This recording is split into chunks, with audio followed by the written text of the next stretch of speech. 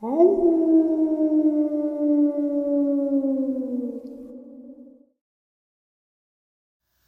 greetings and salutations, everyone, and welcome to tonight's second half. Before we jump into these terrifying experiences, a couple links. As many of you know, I rely on Patreon, PayPal, channel membership, and the merch to help the channel to continue to grow and go. Links to Patreon, PayPal, and channel membership is in the description below, the merch displayed directly under the video. Also, Dogman Frightening Encounters, Volume 1 through 3, the audiobook versions. They were written and researched by Tom Lyons, narrated and produced by me, Jeff Nadolny. Those audiobooks are available on Audible, Amazon, and iTunes, links to which are also in the description as well. And finally, last but definitely not least, if you'd really like to help support the channel to continue to grow and go, simply subscribe. It doesn't cost a cent. Click that like button, takes half a second. If you don't want to miss out on any of the informative uploads I put out daily, click that bell icon, and folks, please leave a comment and share this video. Why? Well, because it really does help the channel to continue to grow and go, and folks, these things really do matter. Now, everyone, I have taken far too much of your time. Let's jump in to tonight's second half, shall we? The Bermuda Triangle is very well known, but not quite so well known as the Bennington Triangle, the name given to a mysterious area in southwestern Vermont by author Joe Citro, describing an area in which a number of people went missing between 1920 and 1950. Primarily known for the Battle of Bennington, the region is rich in historical events back to the 1700s. Bennington is a fertile ground for ghostly events, folklore, and supernatural occurrences. The region is often referred to as the Bennington Triangle due to the many odd, unexplained happenings within the surroundings. Buildings and nearby mountains. Native Americans consider Glastonbury Mountain cursed and used it strictly for burying their dead. Locals believe that Native Americans regarded Glastonbury as cursed and avoided it, as well as tales of hairy wild men and other strange beasts in the woods. They believe the land is cursed because all four winds met in that spot. There's also mention in Native American folklore of an enchanted stone in which it's said to swallow anything that steps on it. Over the years, there have been between 30 to 40 unexplained disappearances on that mountain. It is known for certain that at least 5 people from that area went missing, some of them on Glassberry Mountain itself between 1945 and 50. These include 74-year-old Mitty Rivers, 68-year-old James Tedford, 8-year-old Paul Jepson, 18-year-old Paula Weldon, and 53-year-old Frida Langer. Of these remains, of only one was found, that of Frida Langer. Most reports on the subject view the circumstances as mysterious, as her body turned up in some tall grass in an area that had been searched extensively a number of times in the 7 months between her disappearance and the discovery of her corpse in the area that had been searched, making it unlikely that the search teams had simply missed her. There were many strange circumstances surrounding these disappearances. These are just a few examples of people who have come up missing in the area. Because of the wide range of age and gender of the missing people, the thought that possibly a serial killer was involved is highly unlikely. This, combined with the lack of any evidence to offer support for a more logical explanation, has led many to speculate on the possibility of paranormal causes, including abduction by UFO, cross-dimensional wormholes, or the attack by the Bennington monster. The trail stops partially up the mountain, suggesting that no one goes up there. When you walk into the woodlands of Glastonbury Mountain, you don't hear anything living. It's as though even the animals don't dare venture there.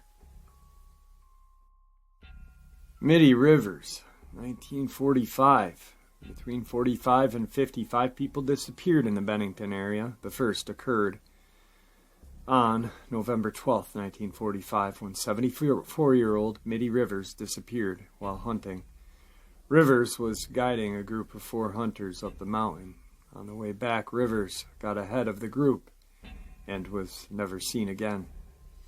An extensive search was conducted, but the only evidence discovered was a single rifle cartridge that was found by the stream.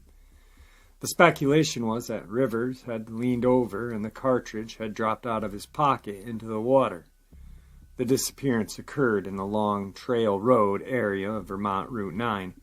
Rivers was an experienced hunter and fisherman and was familiar with the local area. Then, a little over a year, Paula Weldon, 18, disappeared on December 1st of 1946. Weldon was a sophomore at Bennington.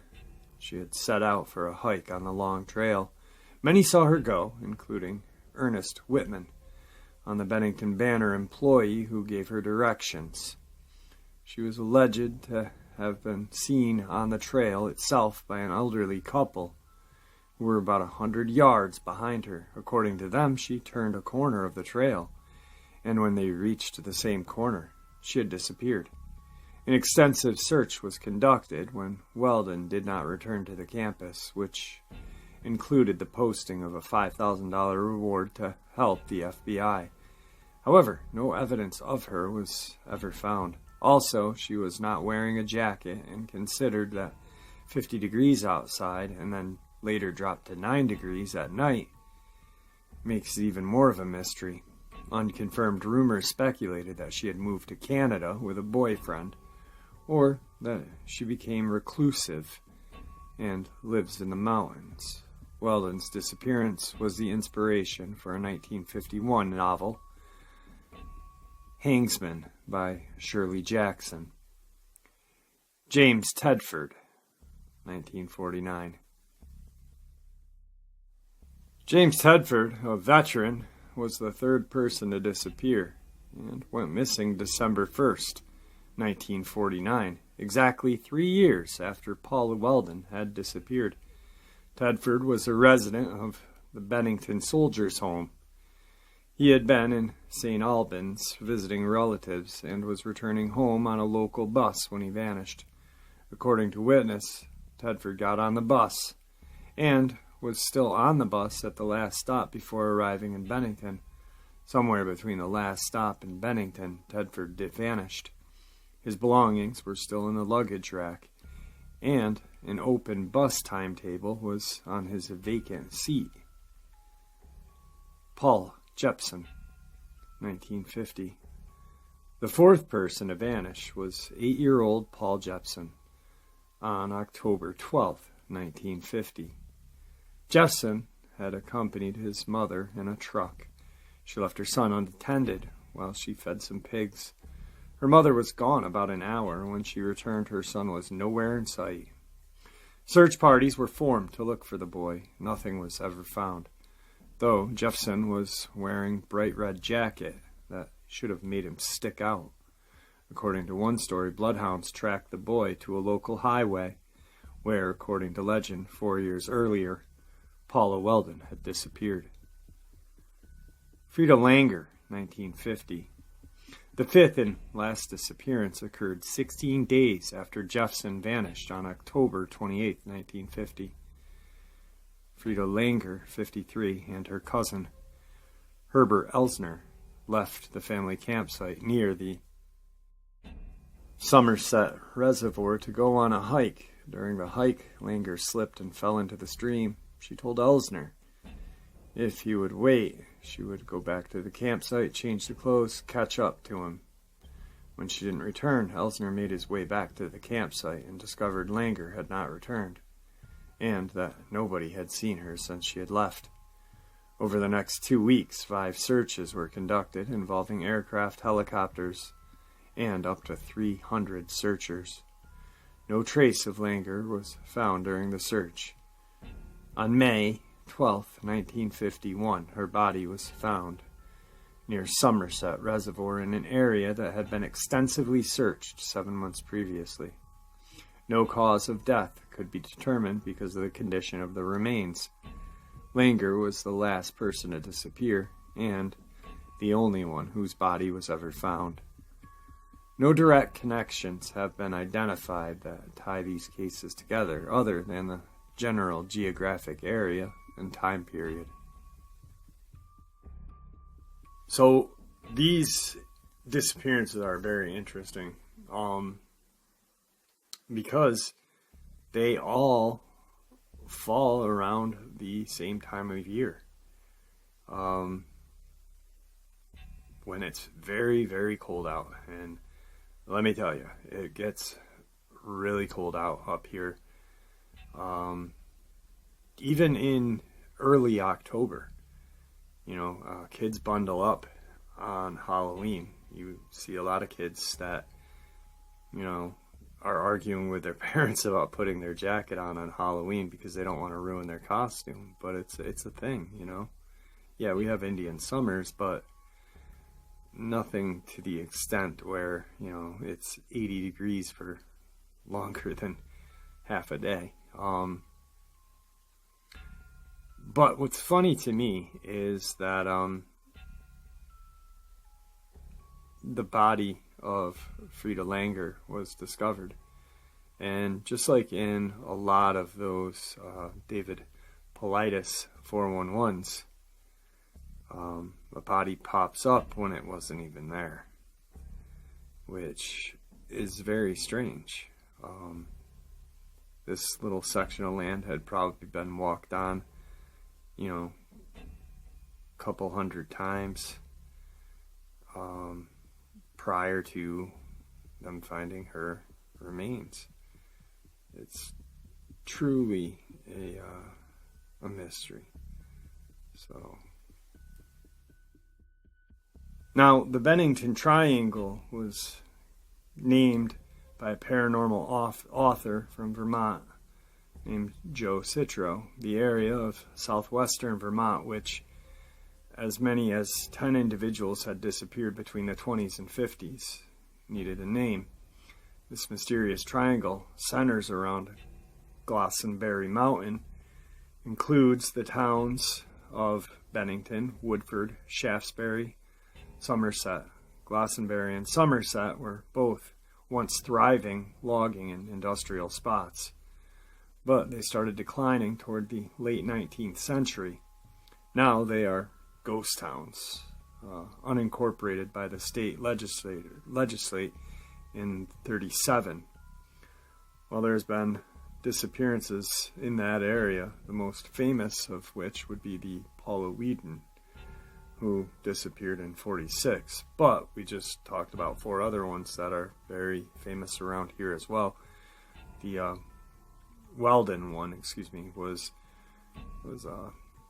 for some reason shot, around the country. Everybody knew about it back then, and so. But the locals all know about the disappearances and what goes on up there, and it's definitely a creepy place. So anyway, sorry, moving on. Now, these strings of disappearances are far from the only unexplained events that have happened in or around the Bennington Triangle, but considering the mystery behind them, many people have speculated wildly about the possibility of evil or even paranormal forces at work. This idea is only reinforced by alleged UFO and Bigfoot sightings in the region. Others believe that the 5 missing people between 45 and 50 could be the work of a serial killer. But the problem with these theories is the sheer lack of evidence to bring them up. And according to the serial killer theory, not only is there no evidence, but there's also the age and gender factor. The ages of those 5 people range dramatically, defying the usual patterns of serial killers. Now, some known similarities offer the suggestion that these people met their demise at the claws and jaws of the indigenous mountain cat, like a lynx, bobcat, or catamount. But the problem with that theory is that bobcats and lynx are not known to be aggressive towards hunters. As for the catamount, one hasn't been credibly sighted before or since the 40s, and has been declared extinct. The only known similarities between the cases in the Bennington Triangle are the close proximity between them. The time of day they were last seen, between 3 and 4 p.m., and the time of year, which was generally the last 3 months of the year. Now, interestingly enough, a lot of you know this, that the old-timers used to call mountain lions catamounts in the southern part of the states, as well as up here. I've heard it used. But then people also use the word when they describe a large mountain lion. But yes, there is a dog-headed creature reported lurking up here, and Sasquatch reported to lurk around this area as well. So it's definitely a creepy area. Now we'll kind of back away from the disappearances and talk a little bit more about the paranormal aspect of the mountain, which involves cryptid, UFO, black magic, ghosts. So, while most simply brush this off as a myth, there is some truth behind this. The wind pattern on Glastonbury Mountain is so erratic that the weather changes suddenly and plants tend to grow at odd angles. Another myth attributed to the natives of Vermont is the belief in the enchanted stone on the top of the mountain that can swallow a person whole. The town of Glastonbury was slated to be a ghost town since the first day. In 1761, a man named Benning Wentworth drew the boundaries of a new town on the map without even having stepped foot there. The land in the area was tough, and the growing season was short, so settling there was quite an uphill battle, all the way to the 1800s.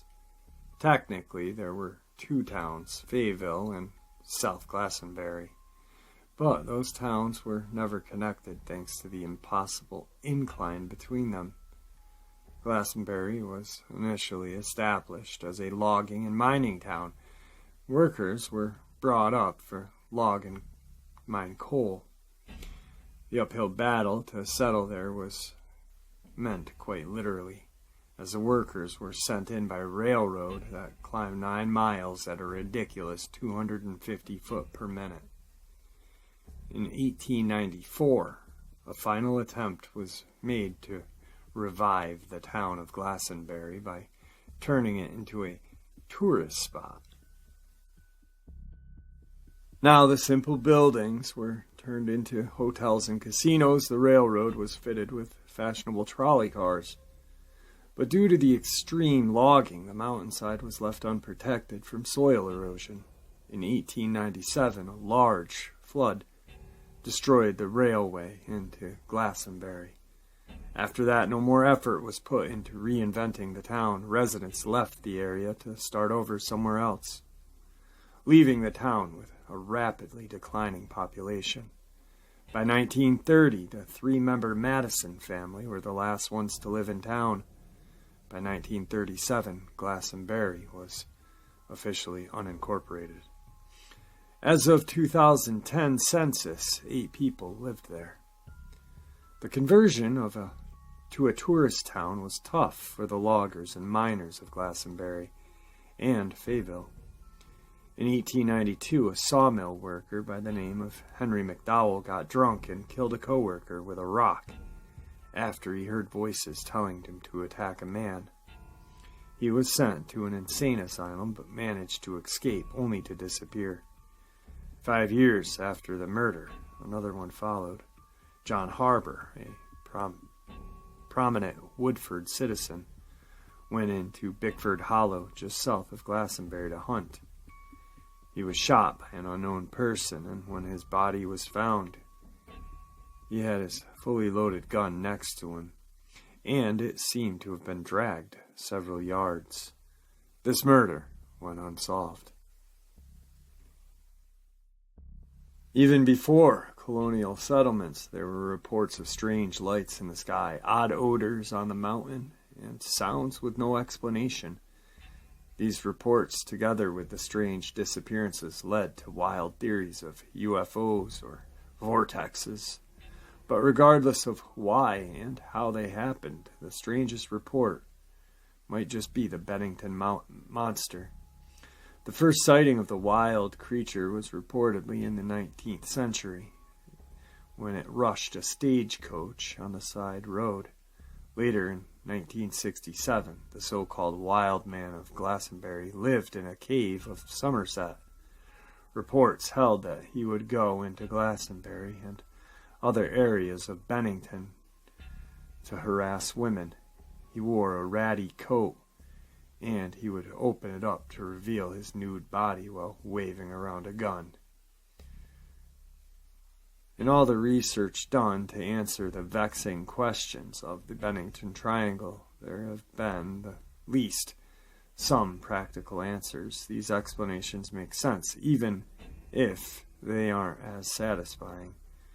One such reason is hypothermia, since the temperatures on the mountain can drop drastically, and the disappearances all happen in the winter. Hypothermia is a likely explanation.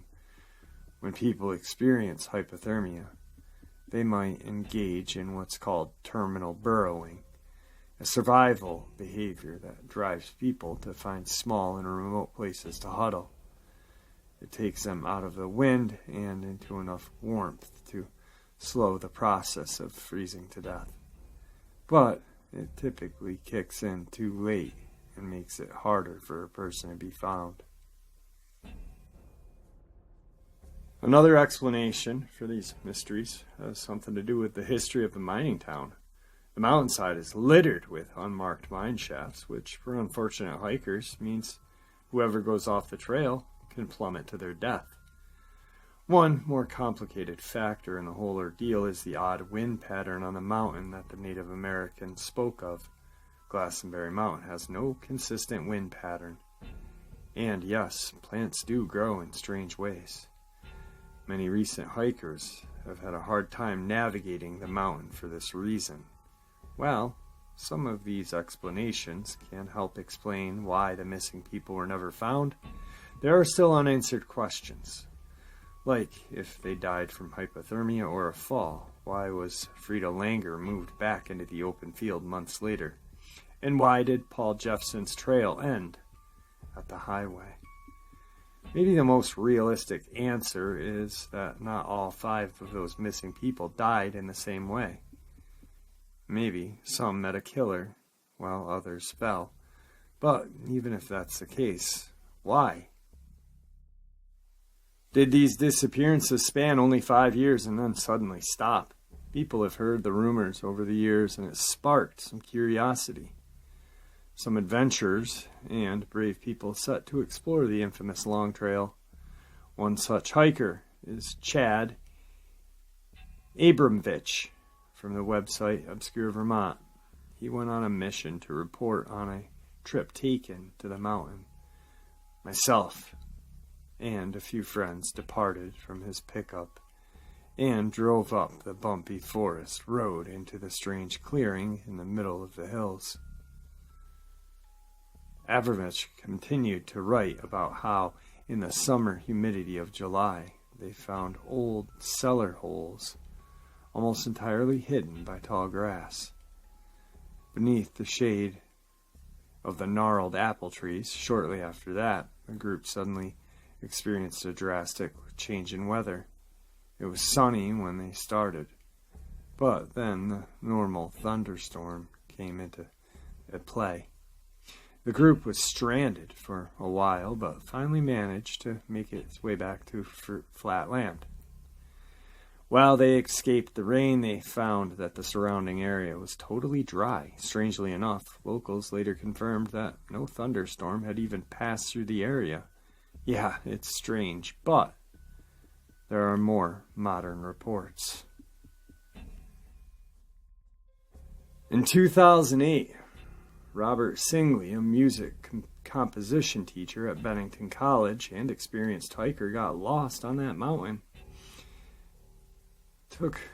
He took the trail that Singley knew well and used the same trail to head back, but this well-known trail did not end up leading him to where it should have. According to Singley himself, he walked 5 miles before realizing that he should have already reached his car. At that point, a heavy fog rolled in, and the trail became hopelessly dark. He went to a maple tree and tried to start a fire, but every stick he reached for was an animal bone. He finally managed to light a fire, and he sat, huddled by the fire. Through the night, in the morning, he saw that he was on the other side of the ridge from his car. Luckily, he made it out and lived to tell his tale. Dedicated hikers like to seek out challenging trails, and the long trail spans 273 miles through Vermont, ending just at the edge of Canada. The trail definitely lives up to its name. It can take from 2 to 4 weeks to complete a trek. Practically called through hiking, hikers that go on through hikes tend to pick up their time of year carefully to avoid the snow of the winter and the mudslides of the summer. But one thing that most hikers don't know about the Bennington Triangle, the Green Mountain Club finished expanding the long trail in 1930, and the club still maintains the trail and guides those who aim to through hike there. Many guides exist, and advice is abundant. They tell people what to bring with them and what not, but no one mentions any murders, monsters, or UFOs. While Glastonbury is a ghost town and basically an area in Vermont wilderness, it's anything but deserted. Tons of outdoor enthusiasts, history buffs, hunters, hikers, snowmobilers, college students, and paranormal investigators flock there to experience the undisturbed wilderness. And part of the adventure is trekking up the forest roads, hiking the trails and waterways. Today, there are about 8 people who choose to live in this strange part of Vermont. There are no other towns quite like Glastonbury. With this one winding dirt road, privacy is a word to describe the area. Chateau Fayville, the last original house in Glastonbury, and the former home of the Madison family, was put on the market. I almost thought I did not have the encounter somewhere in my studio, but I found it, and I'm so happy. So this is one of the accounts of the Dogman of the Bennington Triangle area.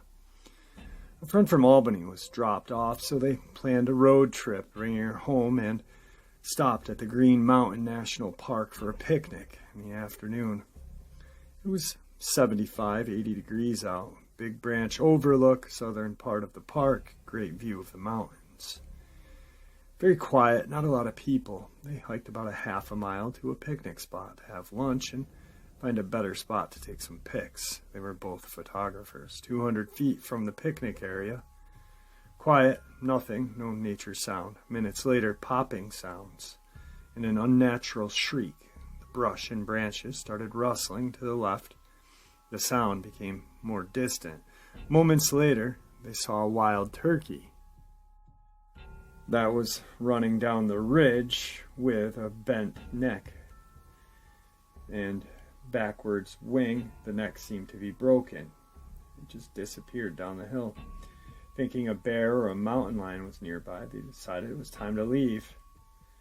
One of the girls keeps the pepper spray with her, but doesn't feel safe enough to stay.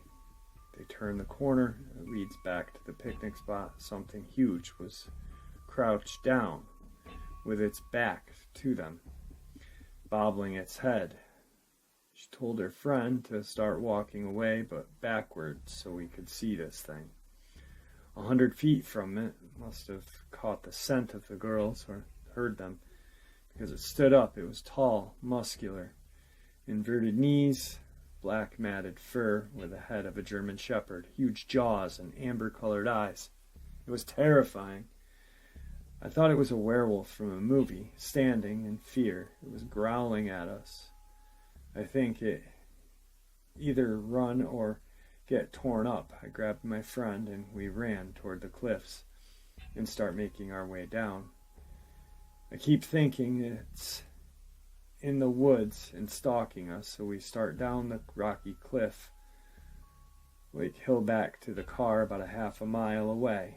They're terrified. They run to the trailhead, looking behind them. Nothing, but their imagination is going crazy. Just stay focused. They get to the car and thank God that she didn't leave her keys in the bag that were up on the bluff there where they had left their cameras.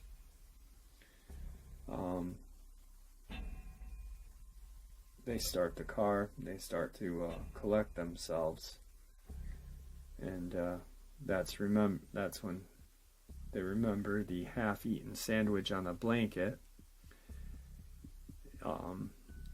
If they had finished it, they very well might have died, because that's what that creature was eating when they first saw this thing. Her blood ran cold. They lost some stuff, but they're alive. We are alive because it let us live. We didn't contact Park Service. We did contact Park Service and made a report, but heard nothing back. We still have nightmares about it, and went to a therapist, told a few people, but they doubt them. Friend didn't handle it well either. She doesn't go around large dogs or the woods. She does not watch scary movies. And yes, these things are real. Those are notes that I had from the interview that I took, a phone interview with one of the girls. I cannot find the printed out